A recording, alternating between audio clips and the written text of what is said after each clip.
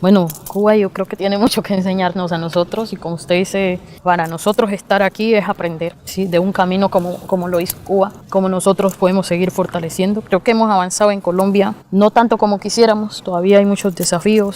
Cuba, uno de los 7 países con mayor inflación en el mundo, donde el salario de un médico es de $25 al mes, mientras una pierna de cerdo cuesta $65. Todavía hay muchos desafíos de garantizar la permanencia, que no nos borre, sino que nos ayude a seguir emancipándonos. Cuba ha jugado un papel trascendental en el camino de la paz que hemos iniciado en nuestro país, ha estado ahí. Fidel Castro ayudó al M-19 en muchas de sus intervenciones en Colombia. E incluso, hay que decirlo, en Cuba se entrenaron tropas del M-19 que separó el gobierno cubano del gobierno colombiano, se rompieron las relaciones. Sin dudas, el esfuerzo de Cuba para ayudarnos en Colombia a hacer la paz es algo de lo que los colombianos siempre tendremos que estar agradecidos. Usted quiere ver lo que significa comunismo y lo que significa socialismo y todas las políticas de estas dictaduras. Mire Cuba, que fue en su momento el principal país productor de azúcar, teniendo que importar azúcar y la gente en Cuba sin azúcar. No tenemos previsto para septiembre en este momento, como no hubo en agosto, ni aceite ni café. Y bueno, lo que nos corresponde es el esfuerzo por terminar los productos disponibles, porque hay una indicación de importar azúcar, pero todavía ese azúcar no ha llegado al país. La escasez de gas está ya inminente, ya no es un aviso, sino es una realidad. Ecopetrol tuvo que suspender las contrataciones para el suministro de gas vehicular para poder tener gas para las generadoras, porque tenemos un problema de los embalses. Entonces, lo que estamos insistiendo es que entiendan que las exploraciones son necesarias, las explotaciones son necesarias, tenemos suficiente gas en el país para poder hacerlo. Y evitar, y con esas exploraciones, si lo hacemos bien y no empezamos a ponerles trabas, podemos suplir la necesidad energética en nuestro país mientras hacemos la transición a las energías limpias. Entonces necesitamos exploración y explotación, porque si no, el problema va a ser grave. Tenemos una orden presidencial y si para eso la gente tiene que cocinar la leña, pues que se acostumbre, que se vayan acostumbrando a la leña de los fogones. ¿Cómo hacen las abuelas antes, camarada? Esos acuerdos no se van a respetar, camarada, por unas protestas pendejas. Y si para eso la gente tiene que cocinar la leña, pues que se acostumbre, que se vayan acostumbrando a la leña de los fogones. ¿Cómo hacen las abuelas antes, camarada? Esos acuerdos no se van a respetar, camarada, por unas protestas pendejas. El país no va bien, representante. No va bien. Es que uno no puede hablar de un país que, por ejemplo, pasó de tener 22 billones en utilidades en Ecopetrol a 7 billones. Uno no puede hablar bien de un país cuando el cálculo o la proyección de crecimiento no supera el 1.2 o el 1.5. O sea, eso es mediocre, ¿no? Y además, cuando ustedes recibieron un país que llegó a crecer 10.6 y lo recibieron creciendo 7.8. Ustedes no pueden hablar de un país que va bien cuando tienen hoy el peor recaudo en la historia. Ustedes no pueden hablar de un país cuando la inversión extranjera pasó de números históricos a los que hoy vemos debido a esa falta de confianza que le han generado a las empresas y a la inversión. Entonces no hablen de un país que va bien, y menos en materia de seguridad. Y cuando hoy supera el número de masacres que se dieron en el gobierno de Iván Duque, y ustedes todos los días le contaban esas masacres y salían en los medios y SOS, pero acá yo no los veo hablando de eso. Entonces acepten y respóndanle al país.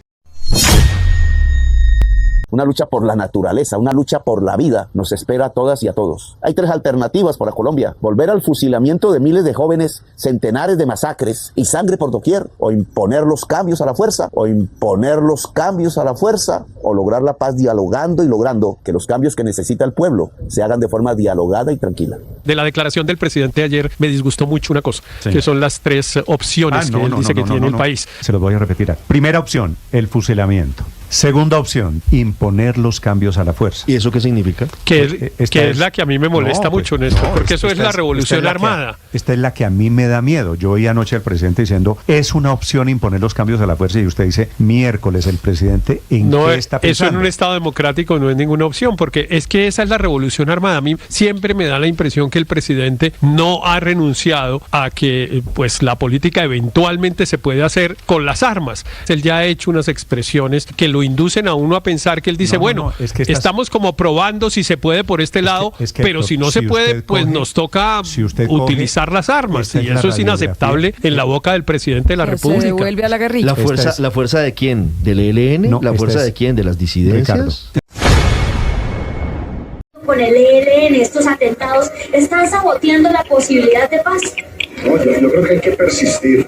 Nosotros no nos podemos resignar a seguir viviendo en un conflicto que ya más de medio siglo. Es normal que en los acuerdos de paz, en los diálogos se presenten este tipo de situaciones. Nosotros lo vivimos cuando estábamos en La Habana. Recuerdo una acción que hizo en ese momento una unidad de las FARC en el Cauca, donde murieron 18 soldados en medio de la negociación. Sin embargo, persistimos y vea que hoy en día es una realidad ese acuerdo que nosotros firmamos. No entienden cómo una persona que cometió unos crímenes tan graves, en el caso suyo, por ejemplo, sindicado de tantos delitos atroces, vaya ahora a hacer política sin haber pagado primero una pena por esos crímenes. ¿Cómo le explica uno eso al colombiano de a pie que tiene esa ecuación en la cabeza? ¿Qué delito atroz conoce usted que me indican a mí? No, perdón, señor Lozada, usted tiene... no, pero dígame uno. No, Dígame delitos, tomas guerrilleras, secuestros. Es decir, no creo que entremos, si quiere entramos en esa discusión. No, pero es que más allá usted de está eso, haciendo una aseveración. No, claro, señor Lozada. Más que una aseveración, está haciendo una acusación. No, a ver, yo pienso Lozada, que nosotros tenemos el derecho, sí, pero espere. Claro, perdón, lo interrumpo para que podamos... el derecho que tienen todos los colombianos, absolutamente todos los colombianos, usted tiene que, como todos los demás del secretariado. Mientras no se nos condene y no se nos venza en un juicio, a que se nos reconozca, pero eso es otra cosa. Nosotros somos rebeldes que nos levantamos en armas. Entonces, des en cuenta que esa jurisdicción especial para la paz, allá vamos a tener que ir todos los colombianos. La decisión del gobierno de suspender y no romper definitivamente las negociaciones con el ELN ha generado fuerte rechazo y duras críticas de diferentes sectores. Una suspensión que, según el comunicado, deja la puerta abierta para retomar las conversaciones si este grupo criminal muestra verdaderas intenciones de paz. Por su parte, el senador Iván Cepeda defendió la postura del gobierno. Aseguró que no se puede perder lo alcanzado en casi 2 años de conversaciones. Y esperamos que el ELN produzca un gesto lo suficientemente importante, serio, que nos permita regresar a los diálogos. ¿Le deben continuar los diálogos con el Ejército de Liberación Nacional, sí o no? Yo creo que no deberían continuar. De hecho, mi opinión es que no deberían haber empezado, Irán. Yo creo que el país ya debería superar la idea de que el mecanismo para hacer la paz es el diálogo con los criminales, que le dan impunidad a los bandidos y además un conjunto de beneficios que el resto de ciudadanos, los ciudadanos de bien, los que jamás han delinquido, no tenemos. La idea de que a través de la impunidad y del trato preferencial a quienes matan mucho se puede conseguir la paz, deberíamos ya abandonarla en Colombia. Las verdaderas democracias se hacen sobre la base de la justicia, no sobre la base de premiar a los asesinos. Y una vez más el mitómano de Petro vuelve a mentir como si nada en la red social X, posteando un video donde aparecen hombres sacando una cosecha de aguacates, mientras escribía en la descripción: en los montes de María ahora sale aguacate. Antes sacaban era cadáveres. Pero resulta, colombianos, que el video era de una cosecha sacada en Brasil, y afortunada pero vergonzosamente, fue la misma plataforma X la que le resaltó a Petro que ese video no era en Colombia sino en dicho país. El mensaje dice lo siguiente: el video en el post fue grabado en Brasil por una empresa agrícola brasileña y publicado el 16 de junio en YouTube. Aparece publicado en otras páginas con fechas posteriores. Ahí tienen pues a Petro, engañando como siempre a los que todavía le creen y adjudicándose en su desesperación logros que no le pertenecen.